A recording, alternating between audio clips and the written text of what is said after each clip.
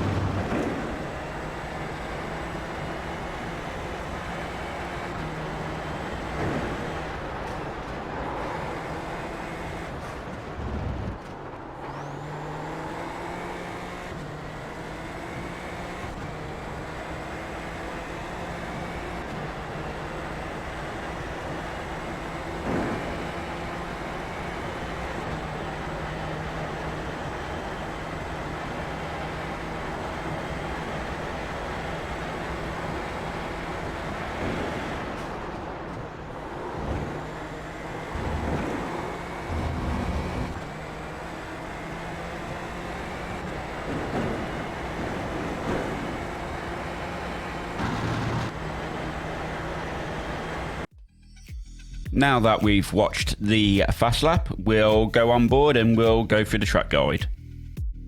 So we're coming round the final corner, 50% speed for the track guide onto the start finish straight. Now coming up on the left hand side, there will be the old pitch straight, which isn't used anymore, and in iRacing we don't use it. However, we're going to dip into it, and at the exit of it we're going to turn in. We're going to have a little confidence lift, and we're going to start heading up the hill. Now, at this point, as you can see, there is a pole. I use this as my turning point. I'm going to come onto the blue and yellow curb, onto the brakes, turn it in, use some of the inside curb, not too much for the off track, roll it out onto the blue and yellow curb on the exits. Now here, we're going to turn in at the blue and yellow curbs. We're going to hug the inside of the S's. So the board on the right, as that disappears behind the car, we're going to tap the brakes. We're going to leave it in fifth, and we're going to just come off the throttle a little bit. We want to hit the outside curb nice and straight, but be careful that you don't hit it with too much angle, as there is going to be a lot of spins there. So as we approach the 200 meter board, we're going to tap the brakes at the second line, onto the apex, full throttle in fourth gear still, up onto the outside curb. By the end of the outside curb, we want to be turning in second gear. We're going to apex onto the throttle and get a nice exit onto this long back straight. So the toe down on this back straight is going to be absolutely incredible. There's probably very little point of defending any runs anyone has against you.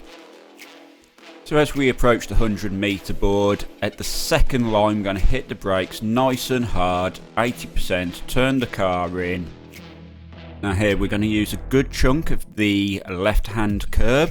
Not too much so we don't get an off-track, but plenty to straighten the car up nice and early. And then we're going to try to compromise the next corner so we can get on the throttle nice and early. So we're now going to come up, use this curb on the exit. And for turn 11 we're going to keep it nice and tight and just let the car now drift out towards the blue and yellow curbs. We're going to turn in now. We're not quite going to touch the curb, but we're just going to let the car now just rotate round, and that is our lap. And as you can see on the screen, that was a 1:13.049. That was the fastest lap of that session, and yeah, I was really happy with that lap. So hopefully that's helped you a little bit, and if I have, that's great. So what you're going to do, I want to see you dropping your times in the comments, and yeah, I'll see you in the next one. So until then, take it nice and easy, and goodbye.